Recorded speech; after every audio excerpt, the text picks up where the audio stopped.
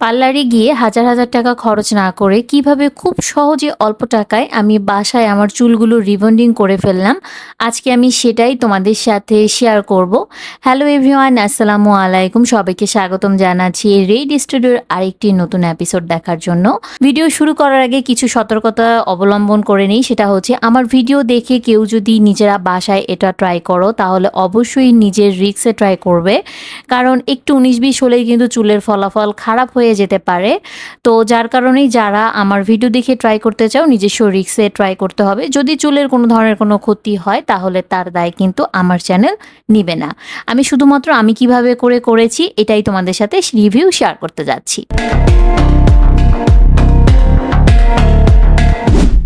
আজকে হচ্ছে আমি এই দুটো মেডিসিন ব্যবহার করে আমার চুলটাকে স্ট্রেইট করব। ভিডিও শুরুতেই বলেছিলাম যে চুল রিবন্ডিং করব, বাট না, এটা হচ্ছে চুল স্ট্রেইট। রিবন্ডিং হলে চুলটা একদম আর্টিফিশিয়াল দেখায় এবং মানে একদম শলা শলা হয়ে থাকে, যেটা দেখতে একদমই বাজে দেখায়। এই জন্য আমি সবসময় চুলটাকে স্ট্রেইটই করি, যাতে করে এটা ন্যাচারাল দেখায়। এবং যেহেতু আমার চুল পাতলা, তো সেহেতু দেখা যায় রিবন্ডিং করলে চুলগুলো একদম গায়ের সাথে লেগে থাকে আর দেখতে ভালো দেখায় না। তবে স্ট্রেইট করলে চুলটা একটু ভলিউমও থাকে এবং স্ট্রেইটও থাকে এবং দেখতে ন্যাচারালও দেখায়। আজকে যে মেডিসিনটা আমি ব্যবহার করব এটা হচ্ছে সোয়ার্সকফ প্রফেশনাল ব্র্যান্ডের গ্লাড। তো এই গ্লাড মেডিসিনটা সবাই চেনে, এটা হচ্ছে থাইল্যান্ডের একটা প্রোডাক্ট। এটা কিন্তু দেশি বা চাইনিজ না। চাইনিজ যেগুলো ক্রিম থাকে রিবন্ডিংয়ের, এগুলো খুবই বাজে, যেটা একদম হেয়ারটাকে ড্যামেজ করে ফেলে, পরবর্তীতে হেয়ারের অনেক ক্ষতি হয়ে যায়। তো যেগুলো যে লোকাল পার্লার ওগুলোতে কিন্তু ওই চাইনিজ প্রোডাক্টগুলো, ওই যে মিল্কের যে রিবন্ডিংটা 3টা সেটের থাকে সেগুলো ব্যবহার করা থাকে। বাট এটা কিন্তু 2টা সেটের, এটা 2টা ক্রিম ইউজ করতে হবে। এটা প্রথমটা হচ্ছে হেয়ার স্টেইনার ক্রিম। তো এখানে 2 লেখা আছে, কারণ হচ্ছে এটা হচ্ছে কালার হেয়ারের জন্য। প্যাকেটে কিন্তু লেখাই আছে যেটা কালার হেয়ারের জন্য, মানে যাদের চুল কালার করা। তো আমার চুল যেহেতু কালার করা এই জন্য আমি এটা নিয়েছি। আর যাদের নর্মাল চুল তাদের জন্য কিন্তু হচ্ছে 0টা, এখানে 2 জায়গায় 0 লেখা থাকবে। আর এর সাথেই হচ্ছে নিউট্রালাইজিং বামটা রয়েছে, যেটা চুলটাকে লক করে ফেলে। এটা 2 নম্বরে ইউজ করতে হয়, অর্থাৎ সেকেন্ড টাইম এটা ইউজ করতে হয়। তাহলে এখন চলো দেখে নেওয়া যাক যে আমি কিভাবে করে স্ট্রেট করেছি। তো আমি এখানে একটা বাটির মধ্যে প্রায় 1 বাটি পরিমাণে ক্রিম নিয়ে নিচ্ছি। পরে যদি আমার আরও দরকার পড়ে আমি আরও নিয়ে নেব। তো একটু ব্রাশ দিয়ে ক্রিমগুলোকে আমি মিক্স আপ করে নিলাম। তো আমি হচ্ছে সবসময় দেখা যায় যে আমার হেয়ারগুলো একা একাই স্ট্রেট করি। পার্লারে করতে গেলে দেখা যায় যে অনেক সময় কোনো পার্লার রয়েছে একদম ভালো মেডিসিন দেয়, আবার কোনো পার্লার রয়েছে টাকা ঠিকই নেয় কিন্তু চাইনিজ প্রোডাক্ট দিয়ে করে দেয়, যেটা চুল ক্ষতি করে ফেলে। তো আমি যেহেতু একা একাই করছি, এটা আমার জন্য আসলে একটু কষ্টকর। বাট কেউ যদি হেল্প করে দেয় তাহলে কিন্তু দেয়াটা একটু সুবিধা হয়। তো আমি প্রথমে চুলগুলোকে ভাগ করে নিয়েছি। প্রথম যে স্ট্রেনিং ক্রিমটা আছে এটা কিন্তু অল্প অল্প চুল নিয়ে একটু বেশি করে হেয়ারে লাগাতে হবে। তবে খেয়াল রাখতে হবে চুলের গোড়াতে কিন্তু কোনোভাবেই এই ক্রিমটা লাগানো যাবে না, এতে করে কিন্তু স্ক্যাল্পটা জ্বালাপোড়া করতে পারে। সেজন্য এদিকে খেয়াল রাখতে হবে। বাট আমি একা একা লাগাচ্ছিলাম, আমার জন্য অনেক কষ্টকর হয়ে গিয়েছিল, আর আমাকে আসলে হেল্প করার মতো কেউই ছিল না। তো এই জন্য আমার একা একাই করতে হয়েছে। তবে এটা যদি মানে আরেকজন হেল্প করে তাহলে কিন্তু রেজাল্টটা আরো ভালো আসে। তো আমি তারপর একা একাই করছি। তো আমি কিন্তু বেশ কয়েকবার বাসায় নিজে নিজে রিবন্ডিং করেছি। এই জন্য এখন আমার না মানে কি বলবো যে এক্সপার্ট হয়ে গেছে, আমি নিজে নিজে এখন করতে পারি। বাট ফার্স্ট টাইম আমি যখন করেছিলাম তখন কিন্তু আমার হেয়ার নষ্ট হয়ে গেছিলো, কারণ আমি বুঝতে পারিনি আসলে কিভাবে কি করব। তো তখন কিন্তু আমার হেয়ারটা নষ্ট হয়ে গিয়েছিল। তো এই জন্যই বললাম যে তোমরা যদি কেউ করতে চাও অবশ্যই নিজের রিস্কে করবে, কারণ আমি যখন ফার্স্ট টাইম করেছিলাম আমি নিজের রিস্কে করেছিলাম এবং আমার ভুলের জন্য আমার চুলটা একটু ড্যামেজ হয়ে গিয়েছিল। তো এখন আমার আর ভুল হয় না, কারণ এখন আমি একদম মানে নিজে করতে করতে অভ্যাস হয়ে গেছে আমার। তো আমি একটু একটু করে চুল নিয়ে ভালো করে হচ্ছে ক্রিমটা দিয়ে নিচ্ছি। তোমরা যদি আরও ডিটেলস জানতে চাও যে কীভাবে করে আসলে ক্রিমটা দিতে হয় তাহলে তোমরা ইউটিউবে আরও অনেক ভিডিও পেয়ে যাবে, তারা সুন্দর করে ভিডিও করে দেখে। আমার আসলে একা একা ভিডিও করা আবার একা একা ক্রিম দেওয়া এটা অনেক মানে কষ্টের হয়ে যাচ্ছিলো। যারা ফার্স্ট টাইম করবে তাদেরকে বলবো প্লিজ একা একা করতে যাবে না, এটা অনেক কষ্টের। কেউ যদি হেল্প করে দেয় অবশ্যই আগে দেখবে ভিডিও, দেখে টেকে তারপর নিজেরা করার চেষ্টা করবে। তো আমি ভালোভাবেই ক্রিমগুলো চুলে লাগিয়ে নিচ্ছি। যদি ভালোভাবে না লাগাই তাহলে কিন্তু হচ্ছে চুলগুলো স্ট্রেইট হবে না।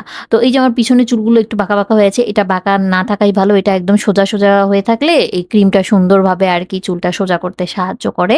তারপর যে চুল কার্ল হবে তা না, এটা খুব ভালোভাবেই আসলে মেডিসিনটা দিতে হয়। তো বারবারই বলছি আমার একা একা দিতে অনেক কষ্ট হচ্ছিল, তারপরেও আমি দিয়ে নিলাম আর কি। তো এভাবে করে ফুল মাথায় আমি ক্রিমটা দিয়ে নিলাম। এখন এই ক্রিমটা দেওয়ার পরে প্রায় 40 মিনিটের মতো রাখতে হবে। এটা আসলে হেয়ারের উপর ডিপেন্ড করে যে কতক্ষণ রাখতে হবে। আর মানে একেকজনের হেয়ার একেক রকম। আর হেয়ারের উপরেও ডিপেন্ড করে যে রেজাল্টটা কেমন আসবে। যেগুলো ভার্জিন হেয়ার মানে কখনোই কোনো ক্রিম ইউজ করা হয়নি, কেমিক্যাল ইউজ করিনি, সেই সব হেয়ারগুলোতে কিন্তু ফার্স্ট টাইমে অনেক সুন্দর রেজাল্ট আসে। বাট আমি যেহেতু অনেকবার স্টেইনিং করেছি আবার কালার করেছি, তো আমার হয়তো অত ভালো রেজাল্ট নাও আসতে পারে। তারপরেও হচ্ছে আমি নিজেই ট্রাই করছি। তো এরপর আমি ফুল মাথায় মানে চুলে সুন্দর করে ক্রিমটা দিয়ে নিলাম। এখন হচ্ছে আমি ৪০ মিনিটের জন্য ওয়েট করব। এই ৪০ মিনিট কিন্তু ফ্যানের নিচে থাকা যাবে না। ইউজ করলাম। এখন তোমাদের সাথে কিছু টিপস, ট্রিকস এগুলো শেয়ার করি। ৪০ মিনিট পরে একটা চুল নিয়ে একটু টেনে দেখতে হবে। যদি দেখো যে চুলটা একটু এলাস্টিক মানে রাবার টাইপের, তাহলে বুঝতে হবে যে না হয়ে গেছে। এরপর ৪০ মিনিট পরে আমি চুলটা ওয়াশ করে ফেললাম। ওয়াশ করার পরে এই হচ্ছে চুলের রেজাল্ট। তো এটা কিন্তু এখনো হয়নি। এটা আবার স্ট্রেনার দিয়ে মানে টানতে হবে। তারপরে নিউট্রালাইজিং বাম দিতে হবে। তারপরে কিন্তু ফাইনাল রেজাল্ট আসবে। এটা ফাইনাল না। তবে চুলটা কিন্তু অনেকটাই স্ট্রেট হয়ে গিয়েছে।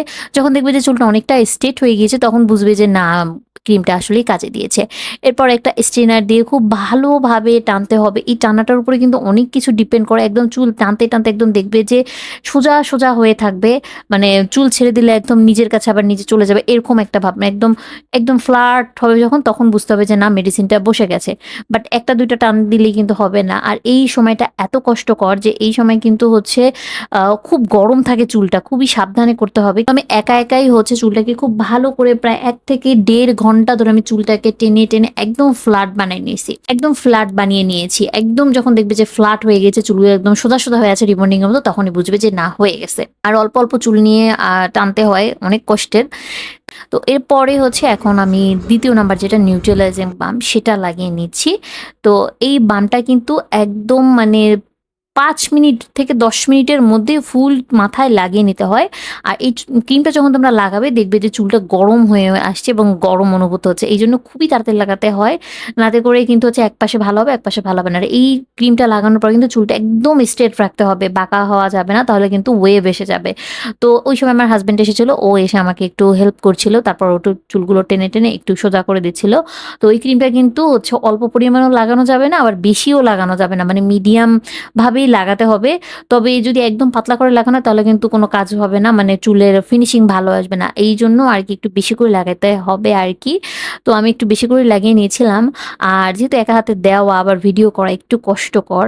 আর পিছনটা তো আসলে আমি দেখতে পাচ্ছিলাম না। তারপরেও চেষ্টা করেছি আরকি, মানে একা যতটুকু করা যায় আরকি। তো এই তো আমি ফুল চুলে লাগিয়ে নিলাম। এরপর হচ্ছে আ বেশিক্ষণ না, ১০ থেকে ১৫ মিনিটের মধ্যে আবার হেয়ারটাকে ওয়াশ করে নিতে হবে। এটা ২০ মিনিট, আধা ঘন্টা ভুললেও রাখা যাবে না। তো হাইয়েস্ট ১৫ মিনিট, এর বেশি রাখাই যাবে না। তাতেই কিন্তু চুলটা মানে চুলটাকে লক করে ফেলবে, চুলটা স্ট্রেনিং হয়ে যাবে। এরপরে আমি চুলটাকে ভালো করে ওয়াশ করে নিলাম। এই হচ্ছে ওয়াশের পর আমার অবস্থা। পার্লারে কিন্তু হচ্ছে ব্লো ড্রায়ার দিয়ে আবার একটু টেনে দেয়, যার কারণে চুলটা অনেক সিল্কি এবং হচ্ছে স্ট্রেইট দেখায়। কিন্তু ধোয়ার পরে মানে ওয়াশ করার পরে কিন্তু আবার এরকম হয়ে যায়। তো আমি কোনো স্ট্রেইনার বা হচ্ছে হেয়ার ড্রায়ার দিয়ে হচ্ছে চুলটা টানিনি। আমি একদম ওয়াশের পরে আমার চুলটা ভিতরে একটু ভেজাই ছিল। একটু হালকা শুকিয়ে নিয়েছি ফ্যানের বাতাসে। নেয়ার পরে আমার চুলটার এখন এই অবস্থা। তো আমি যখন আবার ৩ দিন পরে ওয়াশ করব, তারপরে কিন্তু আরো ভালো বোঝা যাবে আরকি। এটাই হচ্ছে কিন্তু একদম ফাইনাল লুক। কিন্তু পার্লারে কি করে? ওরা আবার স্ট্রেনার দিয়ে টেনে দেয়। টানার পরে হচ্ছে ওরা আবার ভিডিও করে। তখন কিন্তু চুলটা অনেক সিল্কি দেখায়। আর এটা যদি আমার সাথে আরো একজন থাকতো, আমাকে ক্রিম লাগাতে বা মানে চুল টানতে সাহায্য করতো, তাহলে কিন্তু রেজাল্টটা আরো ভালো আসতো। তারপরেও বাসায় মানে একা করেও যে এত ভালো রেজাল্ট এসেছে, তাতেই আমি হ্যাপি আরকি। এখন ৩ দিন পর্যন্ত কিন্তু চুলে কোনো ধরনের কোনো পানি ইউজ করা যাবে না। একদম চুলগুলো যাতে সোজা থাকে সেদিকে খেয়াল রাখতে হবে। আর মাথায় রাবার ব্যান্ড, কাঁকড়া ব্যান্ড কিচ্ছু দেয়া যাবে না। ৩ দিন পর্যন্ত কিন্তু চুলটাকে এভাবেই রাখতে হবে। কারণ ব্যান্ড দিলে কিন্তু আবার ভাঁজ পড়ে যাবে চুলের মধ্যে, ওয়েভ দেখা দিবে। তো এইজন্য একদম সোজাই রাখতে হবে। শুধুমাত্র চিরুনি দিয়ে আঁচড়াতে হবে, অথবা চাইলে একটু স্ট্রেনার দিয়ে ১-২ বার মানে স্ট্রেট করে নেওয়াও যাবে, অথবা চাইলে সিরাম ইউজ করা যাবে। এছাড়া কিন্তু চুলে একদমই পানি ইউজ করা যাবে না। ৩ দিন পরে এটা ওয়াশ করতে হবে। তো ৩ দিন পরে আমি হচ্ছে কিভাবে করে হেয়ারটাকে ওয়াশ করি এবং বাসায় কিভাবে করে আমি পার্লারের মতো স্পা করি, সেগুলো কিন্তু আছে আমি আমার পরবর্তী ভিডিওতে তোমাদের সাথে শেয়ার করব। তোমরা যদি আমি যে প্রোডাক্টটা ইউজ করলাম করলাম, এটা যদি তোমরা অথেন্টিক একদম অরিজিনালটা নিতে চাও তোমরা চাইলে আমার কাছ থেকেই নিতে পারবে। আমি ডিসক্রিপশনে আমার পেজ লিঙ্কটা দিয়ে দিব, কারণ আমি হচ্ছে একদম থাইল্যান্ড থেকে প্রোডাক্ট ইম্পোর্ট করি। তো আমার কাছে কিন্তু তোমরা অরিজিনাল প্রোডাক্টই পেয়ে যাবে। আর এই যে প্রোডাক্টটা দেখতে পাচ্ছ যেটা দিয়ে আমি স্ট্রেনিং করলাম, এটা কিন্তু আমি যখন থাইল্যান্ডে গিয়েছিলাম কিছুদিন আগে থাইল্যান্ড থেকে এটা নিয়ে এসেছি। তোমরা যদি নিতে চাও তাহলে আমার সাথে যোগাযোগ করতে পারো, তোমরা আমার পেজে কিন্তু এটা পেয়ে যাবে। তো এই ছিল আজকের ভিডিও, আশা করবো সবার কাছে ভালো লেগেছে। কোনো জিনিস যদি তোমরা বুঝে না থাকো আমাকে কমেন্টে জানাবে, আমি চেষ্টা করবো তোমাদের কমেন্টগুলোর অ্যান্সার করার। তো দেখা হচ্ছে পরবর্তী ভিডিওতে, সে পর্যন্ত সবাই খুবই ভালো থাকবে। আল্লাহ হাফেজ। Without you, I remember myself.